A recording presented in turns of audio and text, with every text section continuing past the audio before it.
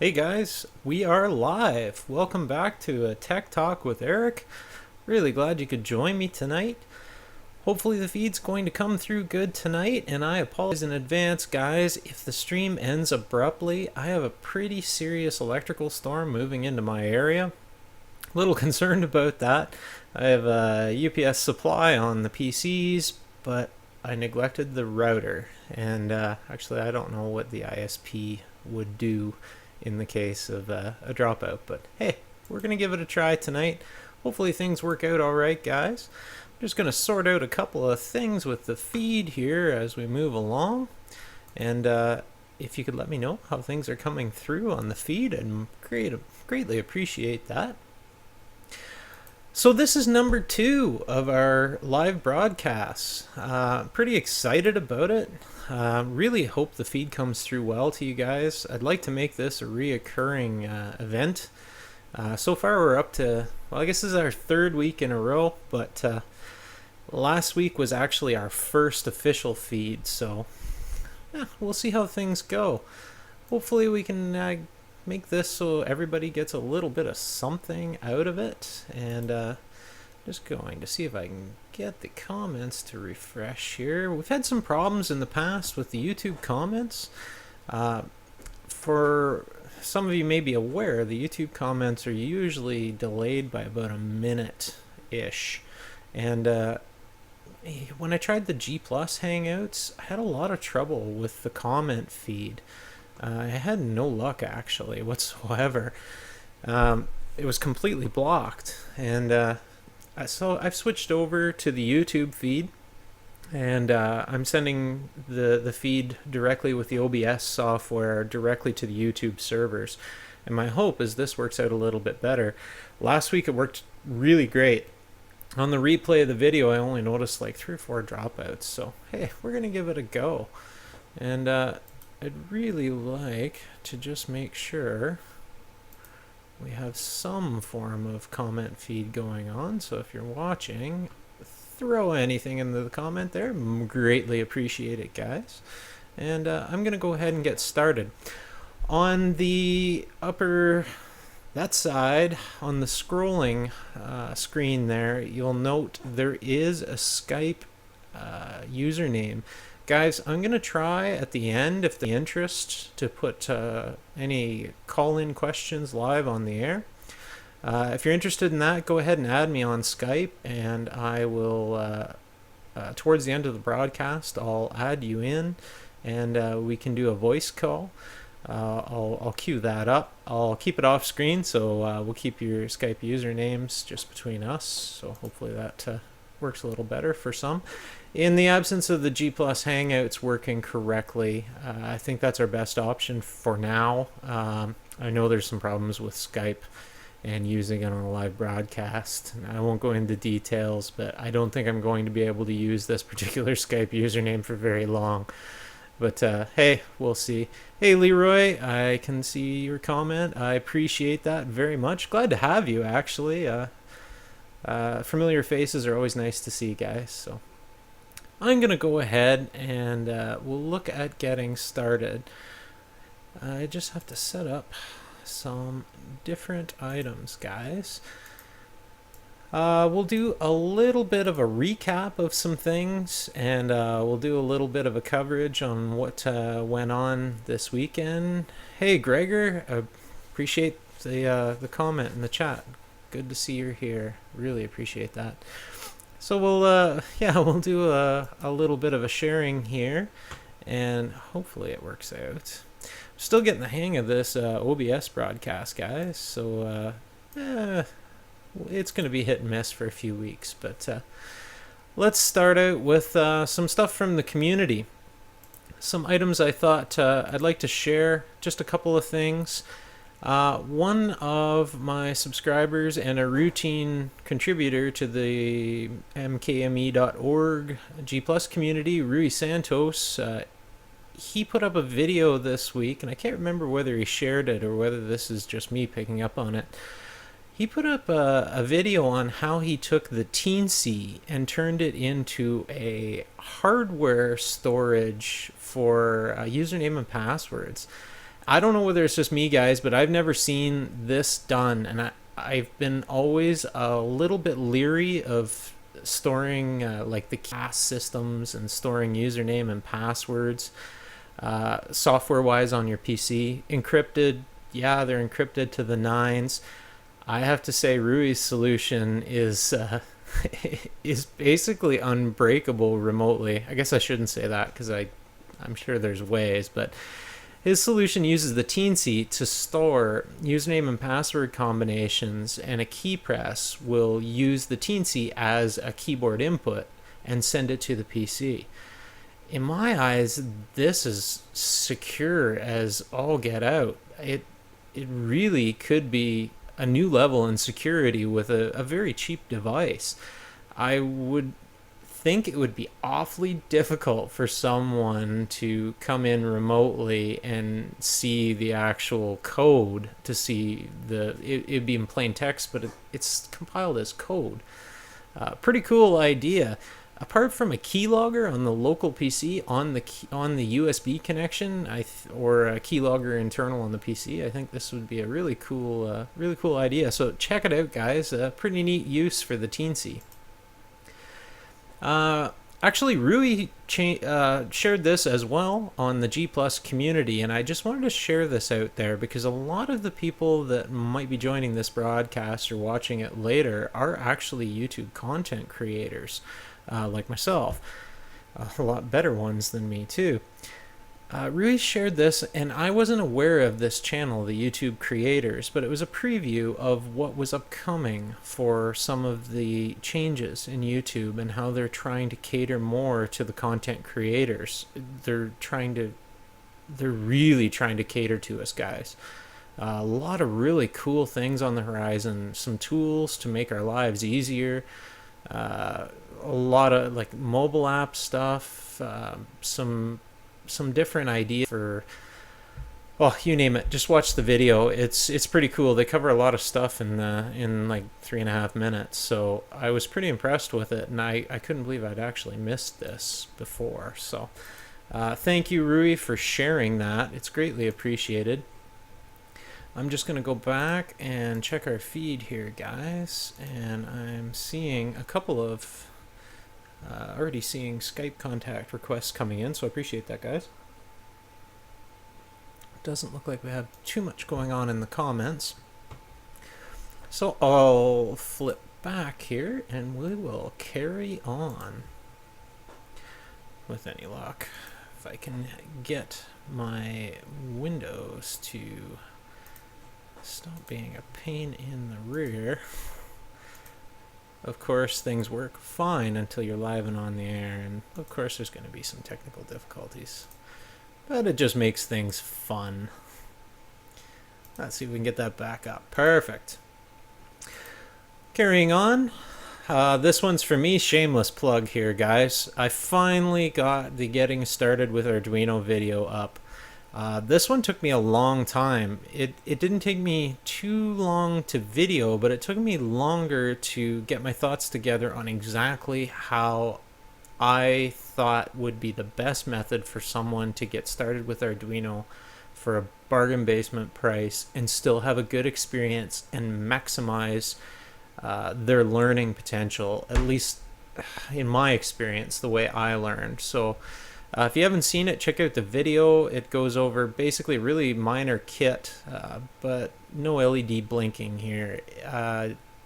The major piece of kit I included was the Nokia 5110 LCD, which I'm going to do a devoted video to, because in my opinion you can learn so much, and it's such a useful output device for the Arduino for under $4. Like, it's just fantastic. I integrated it in almost all of my projects. Just love the thing. So anyway, under $15, get started with Arduino and hopefully enjoy yourself in the process and not spend $60 or $70 on one of those kits that I bought 2 of them. So I kind of know from experience that most of the stuff in that kit ended up in the bin where it still resides. From the shop here, guys. This is my big update, guys. Pretty eager to go over this one. So this Saturday, we launched the Aurora 1 high altitude balloon. This is the payload module you've seen in, I think, 15 of my videos. What happened was, Saturday morning we went to launch. The surface winds were way high, and my initial launch location I had planned, which is an enclosed building, a warehouse, was out of the question. The surface winds were way too high to launch from there outside. We would have been into terrain almost immediately with that level of wind. It was about a 15 meter per second wind. So we quickly transferred out to the local airport, met up with airport management, or airport personnel. His name is Jacob. He was amazing. I've met him once before, and I can't say enough. He was eager to try and help us out, eager to see this happen. He set us up with a filling location behind one of the hangars. Stuck around to help out. We went to fill this thing up, guys, and I ran out of helium. 3/4 of the way full.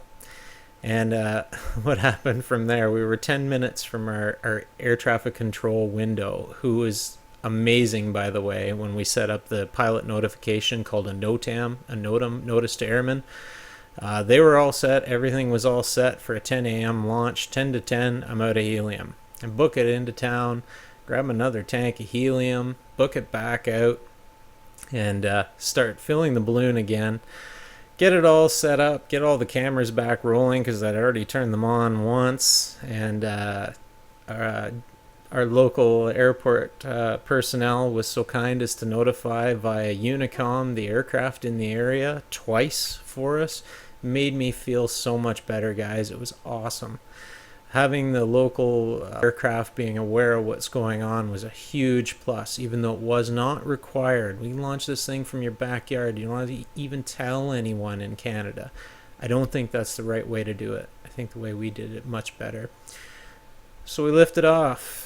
We got no GPS signals from the high altitude balloon immediately on liftoff for the duration of the flight, essentially. I was a little worried about this. It kind of put a dent in all of our enthusiasm. We went for lunch halfway to our 3/4 of the way to our predicted landing zone. We weren't in a big rush to get to the landing zone because we had got nothing from the balloon on either GPS tracker. It turned out both trackers came alive on descent, and we were able to get notification shortly before touchdown.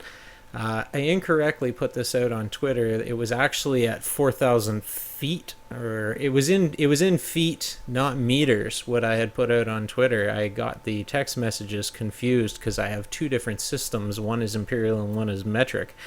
The thing was pretty close to touchdown, and I was getting pretty consistent data.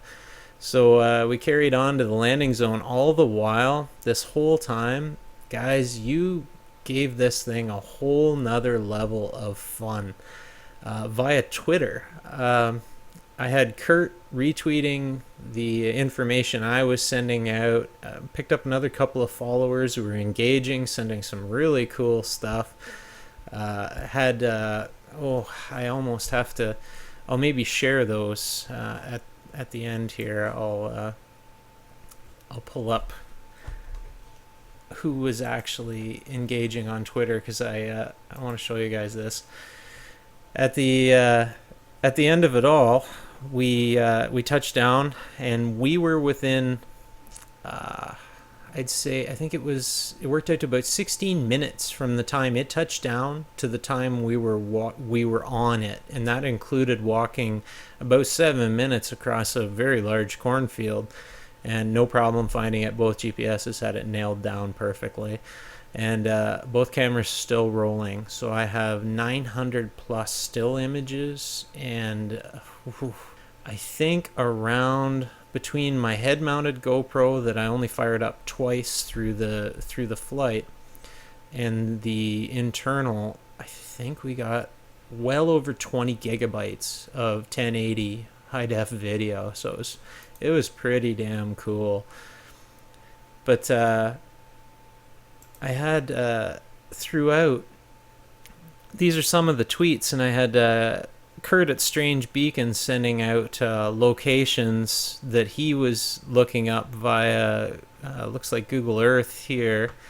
And David Watts, he's another YouTube content creator. If you're not subscribed to his channel, check out David's channel. It makes some awesome Arduino and electronic stuff. But then, yeah, throughout, this was just a blast, guys. The Twitter feed and the interaction on G Plus as well, and I can't remember whether there's any on Facebook, but the live Twitter interaction was awesome, and I had never even used Twitter before, guys, up until a few months ago. It really made it fun because of you guys. I really enjoy that, and I thank you all for it. Had some new people join in. Like I mentioned, Kurt was sending out all the information, and even down to Jacob posting one of the pictures and turning it into a coloring book. That was just for the kids at the airport and stuff. That's just damn cool. I really enjoyed that. So that's about the extent of that, guys. At the end of it all, I have more HD video and images to go through, and I will get them up on the website. I'm not sure when. I'm going to edit probably a couple of YouTube videos. One for sure, an edited version, because it's a 2-hour flight. If anybody would like to see the entire uncut raw footage from start to finish, I'm not sure whether anybody's building a high altitude balloon out there, but if you'd like to see it raw, I can do that video as well, but I don't know how many people would really want to watch like 2 hours of balloon flight. It's pretty cool. Yeah, we'll edit it down. It should be a little bit of fun. So that's the story, guys. 4 months in the making, 15 plus YouTube videos on the building of it. The code is open source. I have posted it on my website for the data logger. The data logger worked great. I did end up having the baro sensor I haven't looked yet at the code to make sure, but it looks like it actually physically froze. It looks like we might have had ice crystals over it, but I'm not sure. I may have had up with the code where, I don't think so though, because it started working at max altitude. Backup cell phone for GPS tracking. This was texting me as well as logging internally.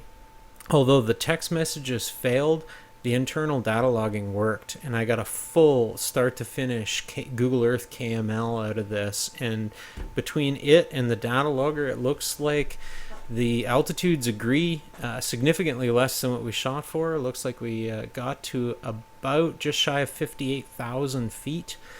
So that, knowing what I know about how we filled the balloon and how meticulous we were with the weight that we filled it to, the neck lift and the calculator, I'm pretty sure we had a flaw in the balloon.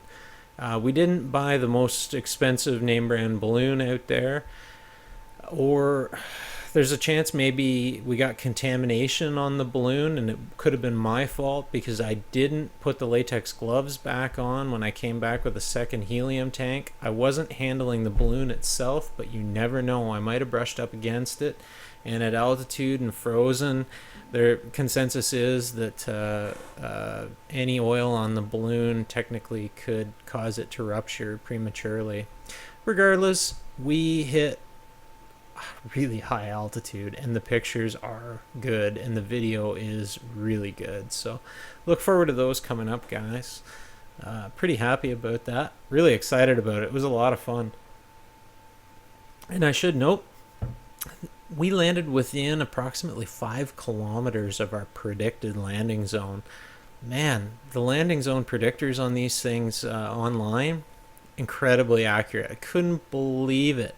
We could have been under that balloon without the GPS tracking and spotted it line of sight pretty much, if we would have not kind of dilly-dallied for lunch because we were so heartbroken that we had no GPS tracking.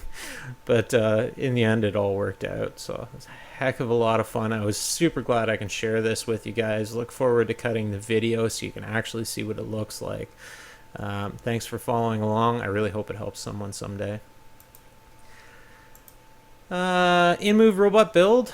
A little bit of work on the head and neck mechanism. I went to cut video on assembly and it went completely sideways. I had problems with audio and I had problems with the video and I just canned it all. I'm going to start over this week with making the first video of the head and neck assembly.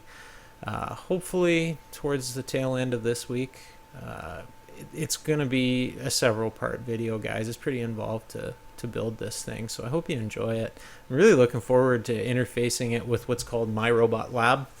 It allows a full PC interface to it and interaction, including using webcams in the eyeballs with face detection, motion detection, color detection, all kinds of cool stuff we can do with this thing. So really looking forward to that.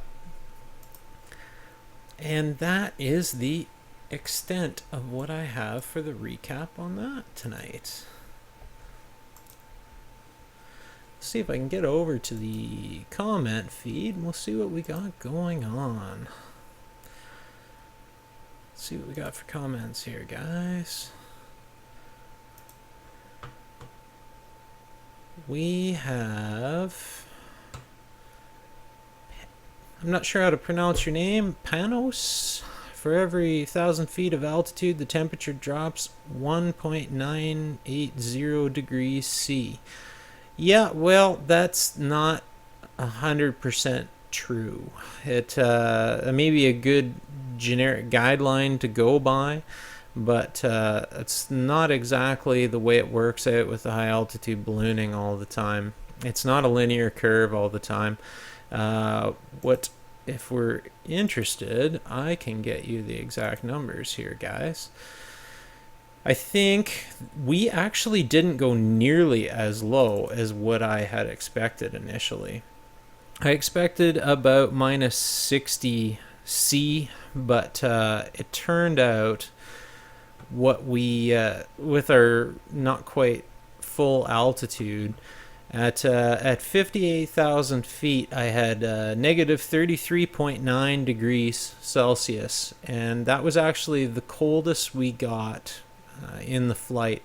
There was a couple of times we went through layers that changed a little bit, and that's normal with density and cloud cover and varying air mass. But at the end of the day, at about 58,000 feet, we were down about the minus 34 Celsius range, which worked out pretty good. So I was pretty happy about that. Leroy said the video must be amazing. I'm also impressed I get off my quadcopter and it's only 100 feet or so. Yeah, I was thinking about giving you guys a sneak peek here tonight because I can actually stream it. But in all honesty, the problem is I can show you guys the video, but it's not edited, and I would have to actually fast forward little chunks because it's 2 hours of continuous shot, and it's a long haul, and you want to see the difference in altitude level. You need to kind of show just little tidbits, and it'd be really annoying to keep fast forwarding on here. But overall, it's pretty cool. From our max altitude at balloon burst, it's black above. There is no more blue. It is black. There's blue horizontal, and you can see the curvature. And from our area here in southwestern Ontario, I could see the far side of Michigan, including Lake Michigan. So that's over Great Lake Huron completely, and over an entire state. And I can see the far lake. To the south, I could see completely over Lake Erie and well into Ohio.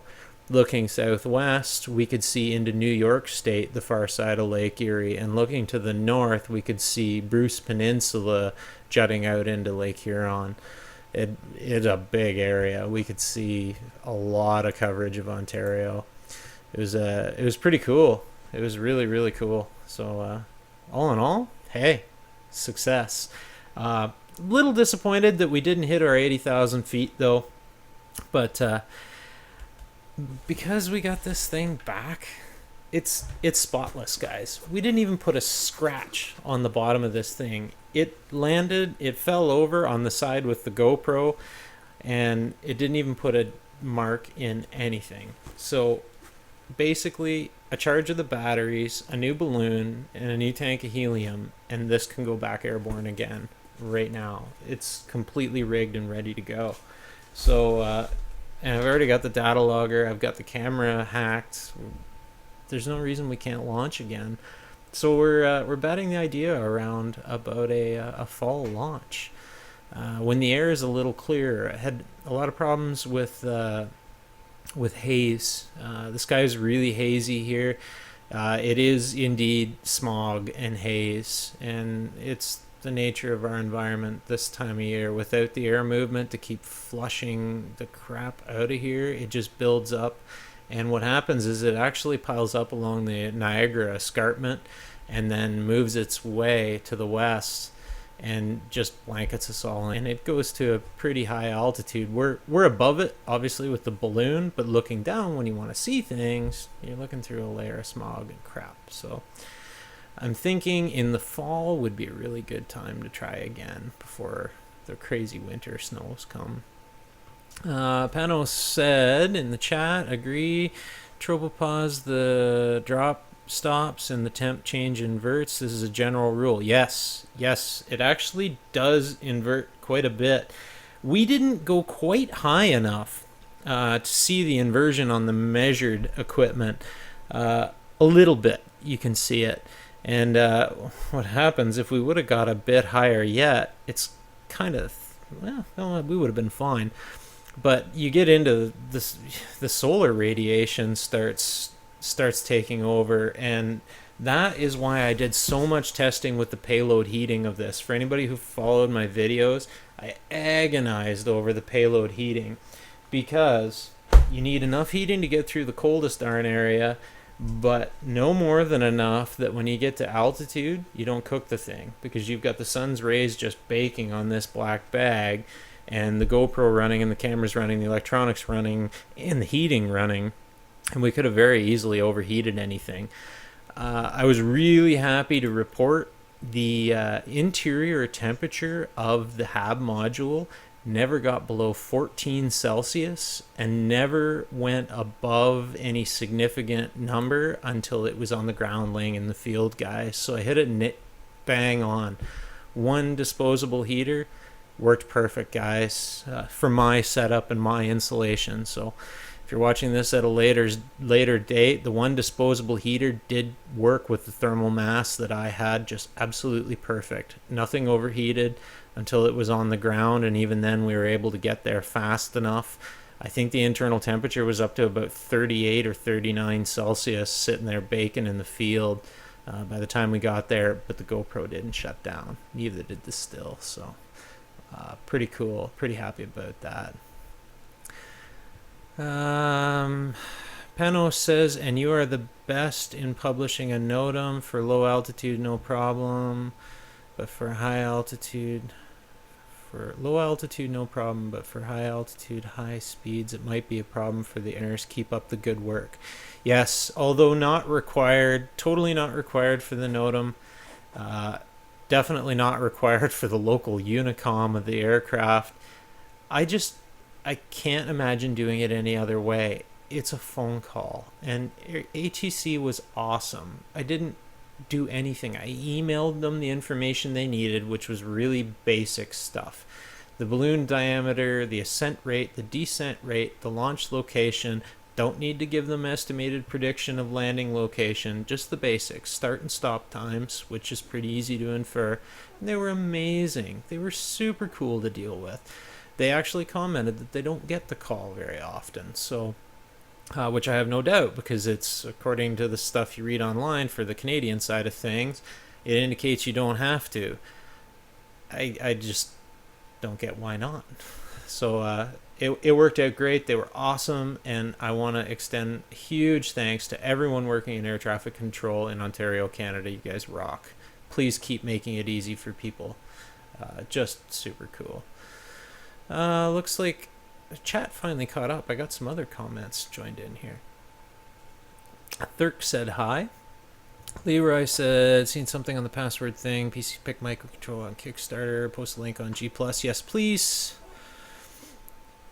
Yeah, sorry guys. These actually backwards populated in the chat. So the comments are a little delayed.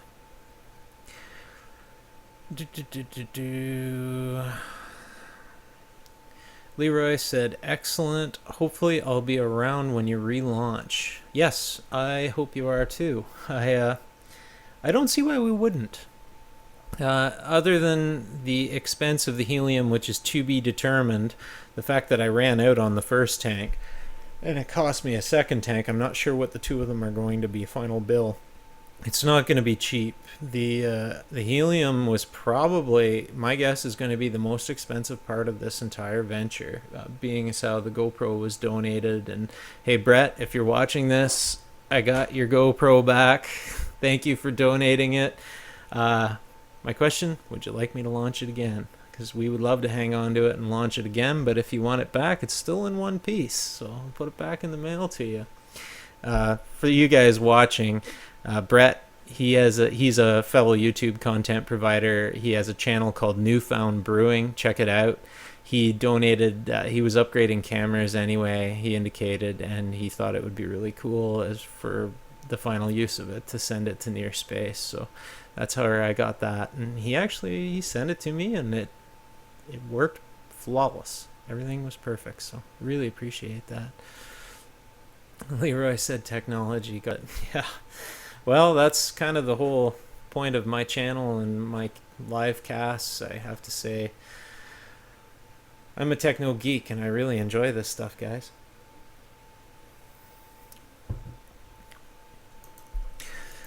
Let's have a look and see if we can get the YouTube feed to smarten up with the comments. What it did is it backwards populated a bunch of comments on me and sort of filled them in between the ones I had already talked to. So I think it's done doing that now. I think we're caught up. So, well, guys, what do we got for time? 7:30. I have to just look at. I had an upcoming sneak peek for you guys. Let's see if we can get that queued up. So a sneak peek for what's coming up for me. I touched on these last week, but I couldn't share them. These are the PIR, the Pyroelectric Infrared Motion Sensor Detector modules that I ordered from eBay last weekend. I got 10 of them for $13.86 US, $15.05 Canadian. Really looking forward to using these in the multiple Arduino linked home security, home automation project coming up in the future. I was trying to think of something that would be kind of handy for everyone, something everybody could relate to, and I was thinking, well, home security with motion sensors would be really easy. And I look at all these commercial units with glass breakage detectors and door open detectors and everything else, and I think, why bother? If there's a human in the house, you can pick it up with these sensors. Why bother doing the breakage and the physical entry? Why not cover the entire floor space for $13.86 US? I guarantee we can cover basically the majority of all the main throughways in any average home, no problem. And you can hook these up via the NRF modules I showed before that I bought ultra cheap, and then link the Arduinos together. So I'm going to start it off and just see how it works. There's no reason it shouldn't work, guys. We can do a DIY home automation / security. I'm sure of it really easy. I'm really looking forward to it. And on the right, I don't know whether you can see this, guys, but as you note in my how to buy electronics video, if you wonder how I can get stuff for this kind of price, go to my how to buy electronics video on YouTube. It's really simple. Search for buy it now shipping and buy it now shipping, and I'll go to the video. You'll see. You'll get it down to the top rated seller options, and the top rated, you'll never be disappointed, guys. They're top rated sellers for a reason. This takes me to one other part for this project. This is probably the most money I have ever paid for any Arduino component except for the kits that I bought, guys. This is the voice recognition module with microphone, 26 bucks, and I'm looking forward to getting this. It actually does voice recognition on the board, so it doesn't require a PC to do it. I hear a lot of varying reviews on how well it works. I'm going to try it for myself, because if this works, I think it would be really cool to link it with the home automation / security system. If we can get it to work for just a couple of basic commands, I think it'd be pretty handy. And for the price of it, for a UART link directly to the Arduino, I think it could be a lot of fun. And yeah, I've seen some guys make it work just fine, so I'm gonna give it a try, guys. I'm looking forward to it. We'll see what it does, and if anybody has a method to make the Star Trek computer sound via Arduino out on a speaker, please post a link in the comments whenever you're watching this video. I think it would be pretty cool, because that would be a pretty neat response when you basically hail this thing. So that is about that, guys. That's what I've got forthcoming, other than most of the projects that you already know about, and tons of them ongoing. So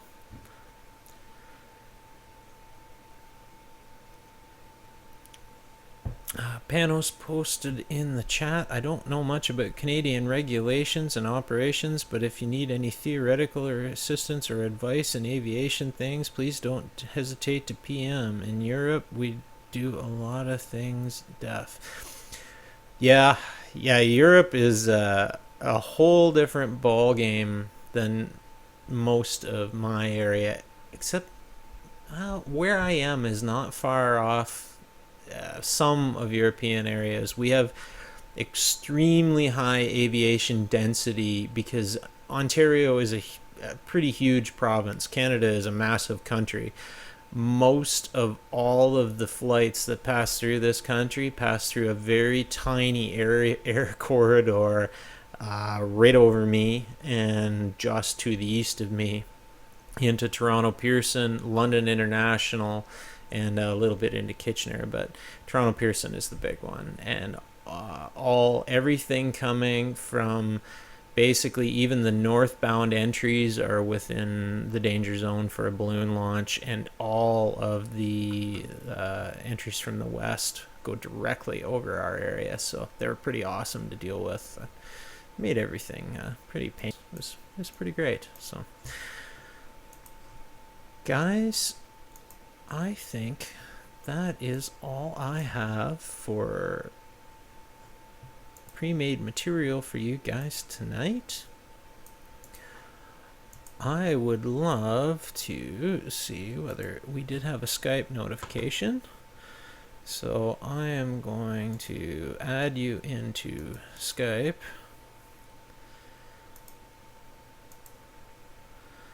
Whomever it was.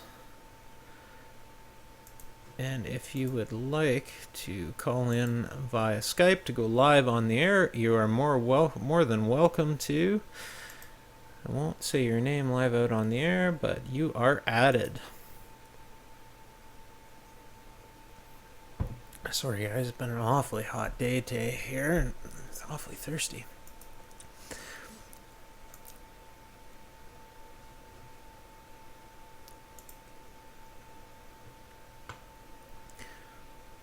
Leroy said you could play back a pre-recorded sound, maybe. Yes, Leroy. I have MP3 modules for the Arduino that I can play pre-recorded, but it wouldn't be a problem actually. But but it would be, yeah, that might be a better way. The more I think about it, the more it might be just a little bit better. And 1 second here, guys. We've got a caller, and just hang on here a moment, caller, and I'm going to get the audio sorted out. With any luck, I hit answer and it hung up.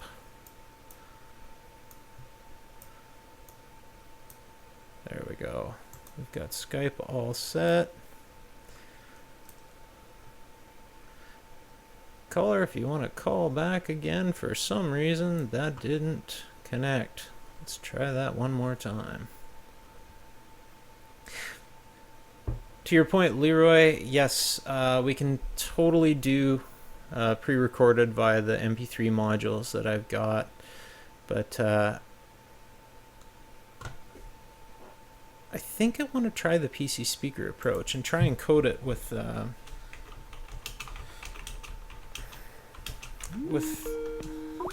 there we go. Let's try this again. Hello, caller, you're live. If you could mute your audio, that would be great. Yeah, it sounds a little out of sync, doesn't it? Okay. No problem at all. How are you? If you could say your name in the chat, that would be great. Okay. No, just who you are on the YouTube. Can't see who you are. Oh, okay. This is Leroy. Hi, Leroy. I'm wearing my Spock T-shirt, and actually, I just wanted to call in and say the shows have been wonderful that I've seen so far. So, no questions or anything like that. Just wanted to call in and say it all looks like it's working and everything's good. Nice. Appreciate that very much. Hopefully it's coming through good on your end. It almost sounds like the YouTube and the Skype is a little out of sync, but it's not that big a deal. Yep. The YouTube's going to be about a minute delayed from the Skype, so if you're listening to me on Skype only, then you'll be okay. Okay. Well, it's working. It's work out those weird little technical things with Skype and whatnot. Yeah, it has a different time base, unfortunately. So I'd like to do the G Plus Hangouts and pull you guys in. I really would, but unfortunately, it doesn't work out so well that way. Yeah, I understand. I just, like I said, I just wanted to say you're doing a wonderful, wonderful thing, and I've enjoyed all the content that I have seen so far. So that's great. I appreciate that very much. I love the stuff everyone that comes by here, all the stuff you guys share, all the stuff you guys post. It's I don't know. What do you think? You think we're all kind of birds of a feather to some degree? Yeah. Well, we definitely got some things in common with each other. That's for sure. I think I actually came across your channel first. Maybe you were talking about some ham radio project or something, and then I realized I don't think you're a ham, are you? Negative. No license. Only a listener. Okay. I think that's how I first came across your channel, and I started realizing just how many other projects you have that I was really interested in. Well, that's good news. No, I get a lot of flack for that I don't actually transmit. So one of these days I should just take the time to drive down and do the exam. But unfortunately in my area, there are no examiners anywhere close to me. I'd have to, it's an hour-ish each way to go down and see an examiner, and weekend time is fleeting, and usually the time I need it is summertime, and I forget all about it after that. Well, it's a great hobby to get into, but I mean, you won't have any problem passing the test. I'm fairly sure of that. Yeah, I kind of hope it wouldn't be too much of a problem, but I'd have to brush up on a few things. There's still some theory and stuff that I just don't use because I cheat too much. I go to YouTube for answers. Don't we all? It's pretty fantastic what we can get from YouTube and Google these days, and makes life a lot easier sometimes. Well, you know, I just wanted to say keep up the good work and everything. So Well, I really appreciate the call tonight. thank you, sir. Thank you, sir. Have yourself a great night. You too. Bye. Bye. Well, that was awesome, guys. First live caller on my broadcast. Thanks, Leroy, for joining in. Much appreciated. Hopefully, hopefully the sound and the audio came through okay on the other end. It's a little tricky, guys, with using Skype. You have to remember if you're dialing in, you can't look at the YouTube feed anymore. It'd be a lot easier with the Google Hangouts, and I'm working on that actually with my ISP still, and I'll see if I can get that sorted out, that I can get some extra bandwidth. The G Plus Hangouts would be nice. Everybody's on the same page. Everybody can share and talk, but unfortunately, for some reason, it just seems to take a ridiculous amount of bandwidth compared to this feed that I'm sending you right now, which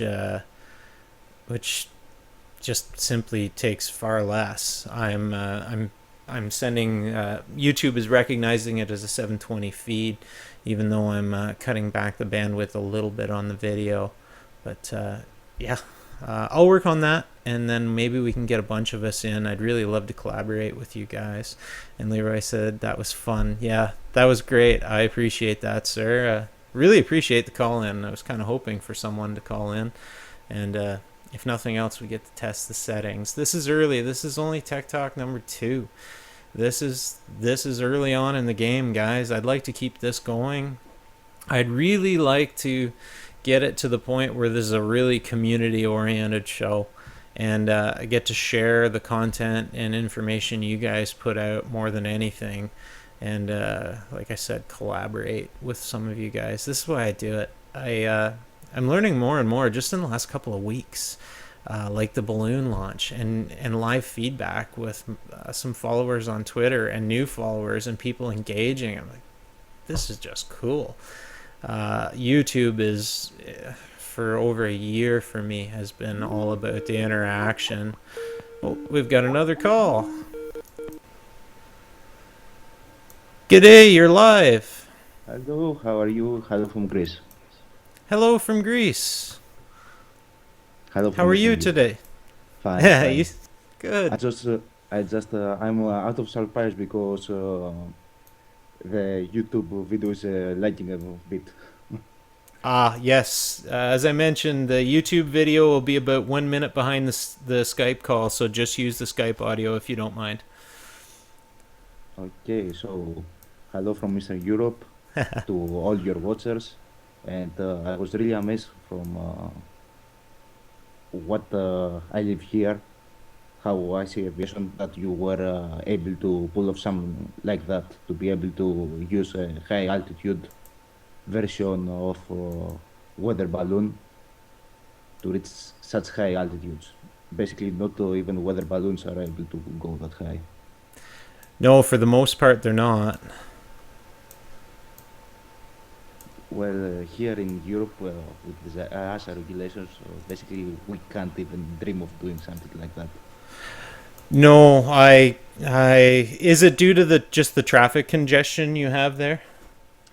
Basically, yes, because Europe, and Greece, of course, is a really high density air traffic corridor, because we are a congestion between eastern countries and mainland Europe, and there are most of the traffic flies these corridors around 30 to 40,000 feet. So high altitude balloons no go. Yeah, I can totally understand that. That, like I mentioned, we have pretty high density here in Ontario, but nothing compared to what you have. It's I maybe just outside of Pearson Airport would compare to any given location in basically most, especially where you are. But yeah, we don't have the airline density you do. Not even close. Well, you also have another advantage that we have. You have a much colder climate, which that helps a lot the balloons. Sorry, what was that? You have colder climate? You have colder climate than ours. You have much lower temperature because this makes it easy for the balloons to climb much higher than us. I don't know whether it's that much different as much as you'd think. It's 29 degrees Celsius here right now. 29 right now in Canada. Yes. Yeah. So I live in southwestern Ontario, and this is a popular misconception with people that think Canada is very cold. Where I am in southwestern Ontario, I'm not as southerly as we can get, and I'm still more south than a large portion of the United States, believe it or not. So let's say you are right now because as you can understand from the distance, I can understand what climate period you are right now. We are in Greece. We consider that we are in the early summer. Yeah. You are in late summer. No, early summer, same as you. We're in the northern hemisphere. Yeah. So 39 degrees might be really high, really hot. Yeah, 29 here today, and about 80% humidity. And within probably the end of June, early July, we hit mid 30s Celsius here with high humidity most of the time because we're surrounded by Great Lakes. So, yeah, it surprises a lot of people how warm it is here in the summer. It's also very cold in the winter, though. To tell you the truth, here I haven't seen where I live. I haven't seen snow for 7 years. Well, this year we had snow from November until about 5 weeks ago. There was still snow on the ground, and yeah, it was minus 20, minus 21 degrees Celsius a good chunk of the winter. It sucked. Right? Give or take. Yeah. Well, it's better to be cold than be hot. Here in my area, 3 years or 4 years earlier, we had 48 degrees under Celsius under the shade. So Did you say 40? 48. Oh, yeah, we don't get anywhere near that, thankfully. That's hell. Yeah, that's hell. Oh, Another thing that I would really like to thank you about your work here on this channel. Uh, I was introduced to Arduino from some of your videos. I haven't any official education in electronics and stuff. I have studied accounting, but it's a really nice hobby that I took up. so you just started with it? 4 months on the Nice. hobby. Well, I'm really glad if I had any part of that. That makes me really happy. Well, as I mentioned in my comments, if you see the comments, I'm Mr. Panos. I did see that. Yeah.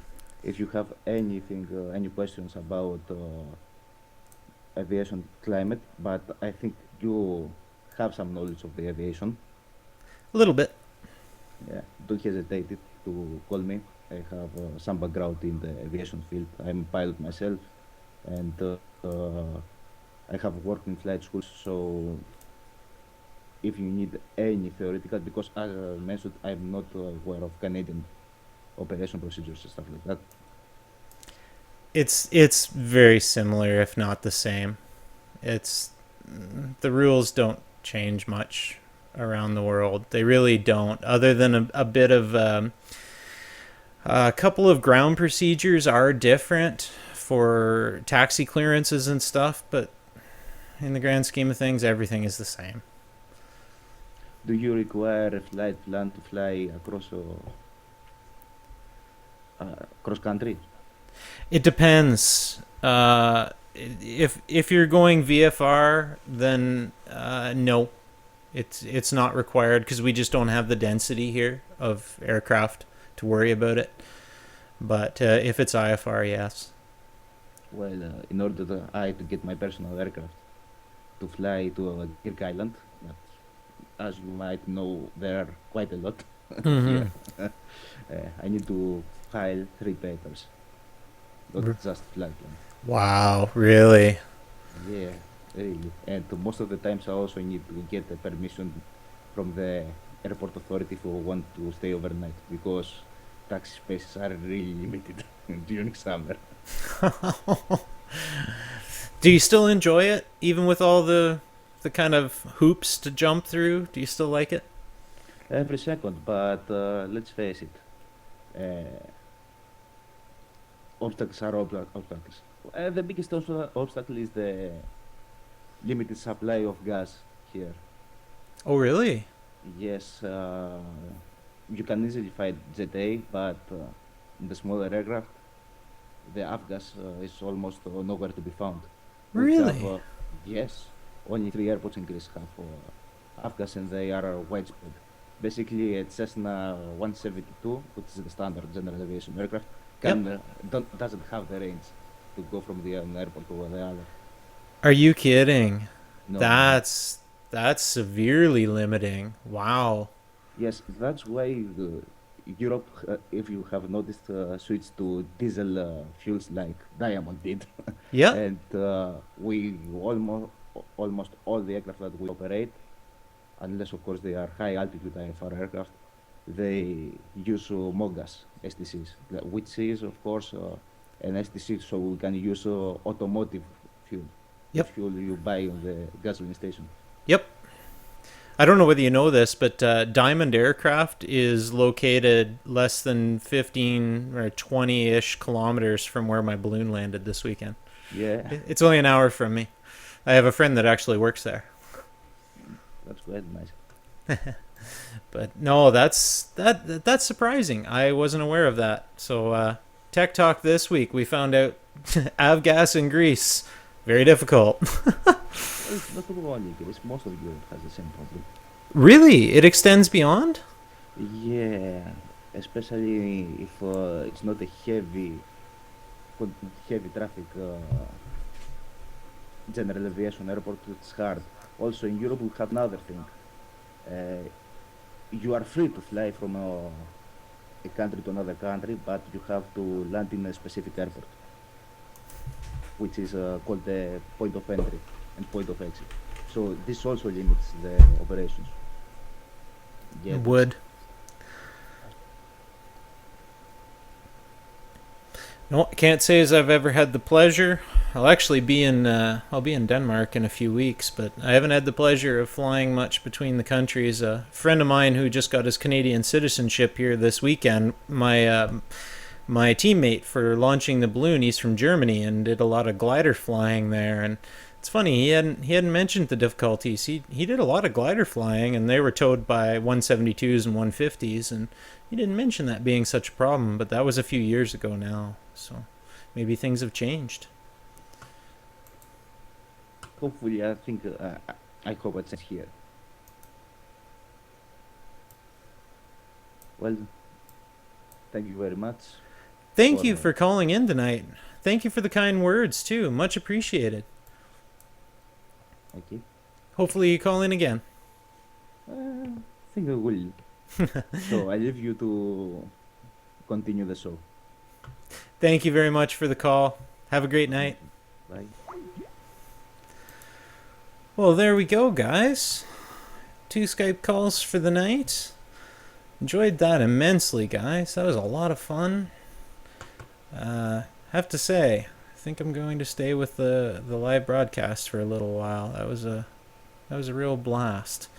We're getting down to the end of the night for us, guys. I'm trying to keep these limited to about an hour. Could probably yak away all night long about all things nerdy and techie and all the projects we have on the go, but I have to say I really enjoyed this one, guys. I love hearing from you guys, and really love hearing if any of my videos or content was helpful. That pleases me more than you guys will ever know. That's why I put them out there. Early on, I just kind of stuffed the videos out there just to share the content. Now I'm trying to put a little bit better effort into making the content a little bit better and maybe engage some people who wouldn't be otherwise with projects like Arduino and robotics and high altitude balloons and all kinds of silly, goofy projects. So really enjoying this, but I'm really doing it to interact with you guys. So Pano says, also sorry for pure English. Your English was fantastic. Better than mine. I speak Canuck English. I slur and I abbreviate when I shouldn't. And I also swear when I shouldn't. No, your English was... Yeah, there it is. Poor English. Your English was not poor in any way. It was absolutely perfect, sir. Yeah, don't be shy about your English. I know a lot of people who don't speak it that well who live right next door. Leroy said, don't know if it was me or you lost the feed for a couple of seconds twice. Yeah, no, I didn't. I had a solid connection via Skype to you the entire time. So we'll find out on the replay on this video and see how that worked out. But I think our Skype connection was really good considering our distance. So guys, I am going to wind this down. I had a lot of fun with you guys. If we don't get another call here in the next couple of minutes, we're going to say that is about it. Oh, we did get one more ad on Skype, my bad.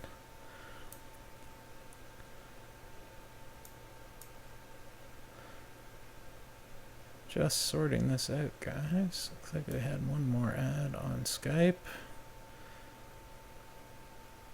We will give him a chance in case he is wanting to call in. We'll give him just for a few minutes. Looks like the YouTube feed was pretty decent tonight, guys. The comments came through pretty good. Not a problem. All things considered, not too bad. So for next week, guys, I'd like to spend some time. I'm still working on some 3D printing videos.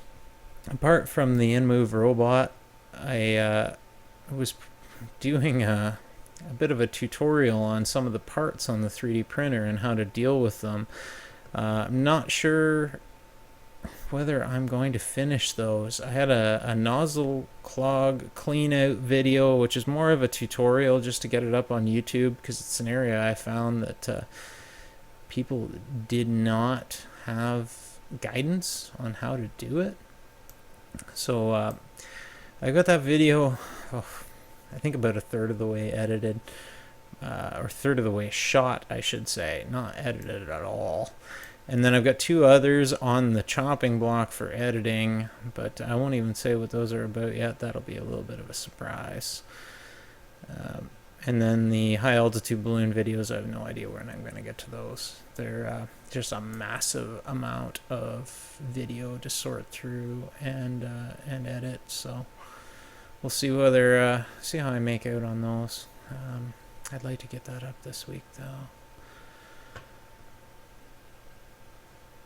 So guys, I'm not seeing our third caller coming through just yet, so I think we're going to call it a night here.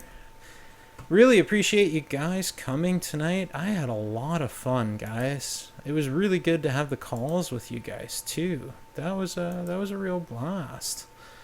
I can't say enough about how much I enjoy that. So really hope you guys tune in again. Hope you got something out of tonight's cast, and we'll maybe join you. I think we're going to shoot for next Monday night, and let's see what we can do. So have a great week, guys. Good luck in all your electronics and other projects. Please share them on the G Plus forum. Please share this video when it comes live if you don't mind. Much appreciated. Let's build the community a little bigger, and let's see what we can do with this thing. Thanks for watching.